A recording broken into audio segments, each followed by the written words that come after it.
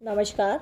मैं doctor Anjali Jaipal, associate professor SD government college Beawar. आज का हमारा ई कंटेंट का टॉपिक है अनुसूची की सीमाएं, लिमिटेशन ऑफ शेड्यूल। हम जानते हैं कि अनुसूची तथ्यों के संकलन की एक बहुत ही महत्वपूर्ण प्रविधि है। इसके द्वारा हमें प्रमाणित सूचनाएं प्राप्त होती हैं, प्रश्नों के व्यवस्थित उत्तर प्राप्त होते हैं, हमें लोगों से व्यक्तिगत संपर्क प्राप्त होता है, हमें इसके द्वारा अवलोकन की भी व्यवस्था होती है। इसके द्वारा तथ्यों का आलेखन भी किया जाता है, निरीक्षण शक्ति में भी हमारी वृद्धि होती है। इसके द्वारा हमें अधिकतम प्रत्युत्तर मिलते हैं, इसका स्पष्टीकरण भी संभव होता है। इतनी अधिक विशेषताएं होने के बावजूद भी अनुसूची की कुछ सीमाएं हैं जिनकी जानकारी हम ले रहे हैं। तो अनुसूची की सीमाओं में सबसे पहली जो इसकी लिमिटेशन है वह है सार्वभौमिक प्रश्नों की समस्या। ऐसे प्रश्न जिनका सभी उत्तरदाता एक समान अर्थ समझें तथा उनका सही रूप से उत्तर दें, वह सार्वभौमिक प्रश्न कहलाते हैं। प्राय ऐसे प्रश्नों का निर्माण करना सरल कार्य नहीं होता है, क्योंकि हमें अपने अध्ययन से संबंधित सही जानकारी की आवश्यकता होती है, सही तथ्यों की आवश्यकता होती है, और हम यह सोचते हैं कि हम जो भी प्रश्न अनुसूची में सम्मिलित करें वे सभी प्रश्नों का उत्तरदाता एक ही अर्थ लगाएं, लेकिन प्राय ऐसे प्रश्नों का निर्माण करना सरल नहीं होता है।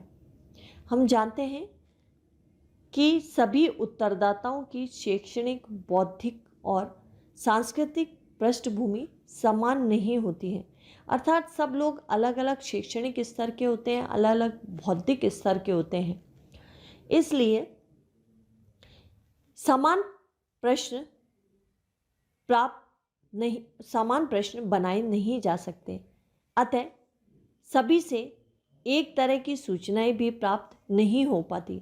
अतः सार्वभौमिक प्रश्नों की समस्या उत्पन्न होती है, जो कि अनुसूची की एक बहुत बड़ी समस्या है। दूसरी इसकी जो लिमिटेशन है वह है सीमित क्षेत्र, लिमिटेड एरिया। हम जानते हैं कि अनुसूची जो प्रविधि है, इसके द्वारा किसी बड़े क्षेत्र का अध्ययन करना संभव नहीं होता है। यदि हमारा अध्ययन का क्षेत्र, या हम कह सकते हैं यदि सामाजिक घटना का क्षेत्र व्यापक है, बहुत अधिक विस्तृत है, तो इस विधि के द्वारा हम तथ्यों को एकत्रित नहीं कर सकते हैं।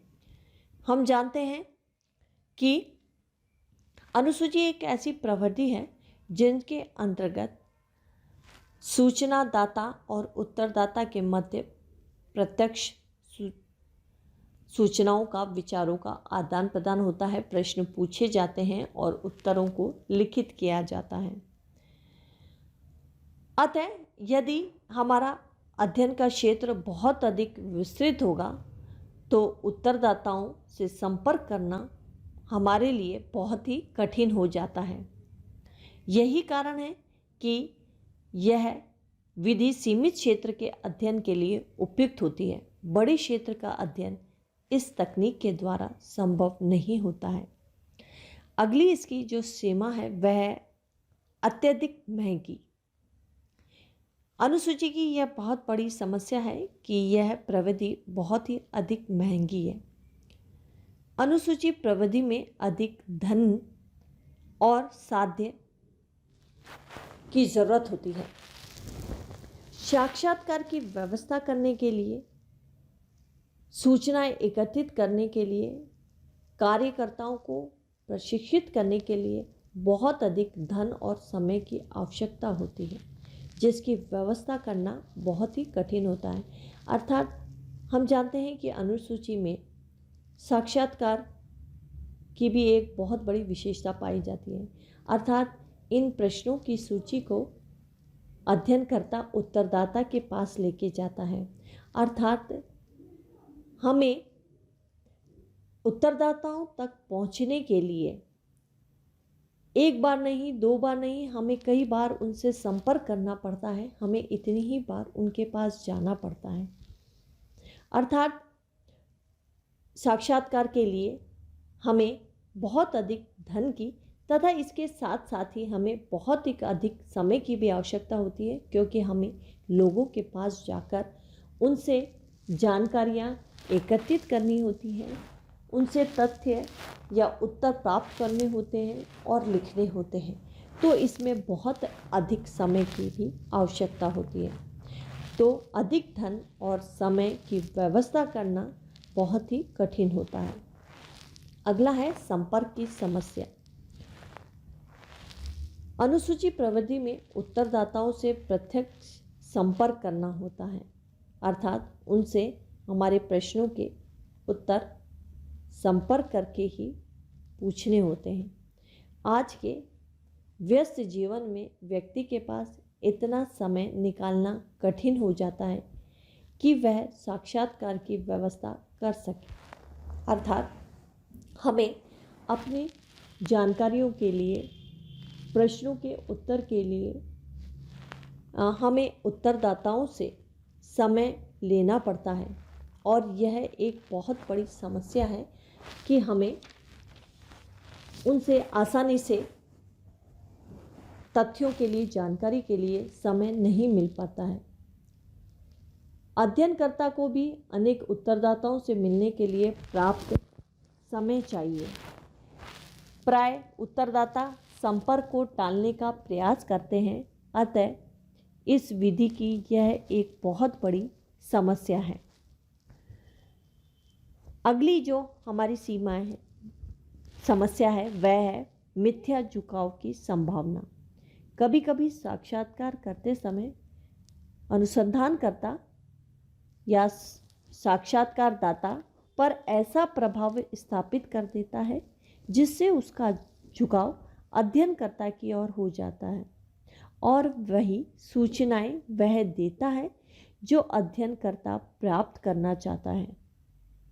इसके विपरीत कभी कभी उत्तरदाता के तथ्यों की अवहेलना कर अध्ययनकर्ता अपनी इच्छा के उत्तर को लिख देता है। परिणाम स्वरूप सूचनाएं जो हमने एकत्रित की है वह पक्षपातपूर्ण हो जाती है और वस्तुनिष्ठ अध्ययन संभव नहीं हो पाता है।